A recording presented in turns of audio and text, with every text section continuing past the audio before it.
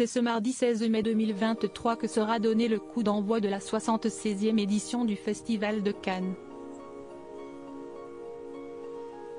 Pendant une dizaine de jours, la crème de la crème du cinéma français et international s'invitera sur la croisette afin de faire la promotion des projets à venir. Parmi les personnalités présentes, il y aura forcément Chiara Mastroianni. Et pour cause, la fille de Catherine Deneuve a accepté de jouer les maîtresses de cérémonie cette année, alors même que sa mère est mise à l'honneur sur l'affiche officielle du festival.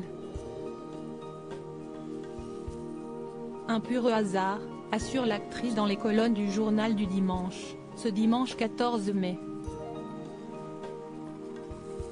Si elle se réjouit déjà de relever ce défi, la comédienne, qui fêtera ses 51 ans le 28 mai prochain, n'en demeure pas moins anxieuse à l'idée de devoir animer la cérémonie d'ouverture ainsi que celle de clôture.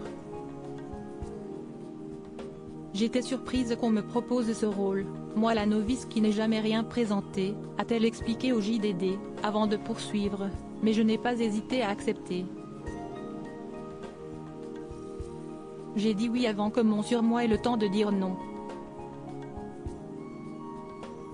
Soucieuse de vouloir bien faire, celle qui sera aussi à l'affiche de Eureka de Lisandro Alonso travaille activement sur sa prestation pour être certaine de ne pas se louper. Ces derniers temps, je ne m'endors pas avant 3 h du matin. Une cérémonie, si assez solennelle. J'espère réussir à faire quelque chose de simple, a-t-elle confié en précisant qu'elle travaillait sur un texte avec 2 auteurs. J'aimerais pouvoir faire rire, mais c'est un exercice difficile.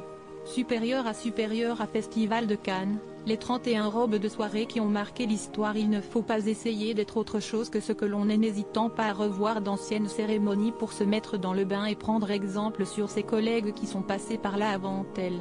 Chiara Mastroianni se souvient aussi de ses plus grands moments d'embarras cannois, notamment lorsqu'elle avait été missionnée pour être remettante. J'ai déjà fait la remettante et je me suis souvent plantée, dans le texte ou le déplacement, c'était leur mémoré auprès de nos confrères. Et de plaisanter, je ne devrais pas dire ça, on va me décommander. Par-dessus tout, l'ex-femme de Benjamin Biolay tient à rester la plus naturelle possible. Quand je m'inquiète trop, je me dis qu'on verra bien. Il ne faut pas essayer d'être autre chose que ce que l'on est. Article écrit en collaboration avec 6 médias Crédit Photo, Rachid Bellac.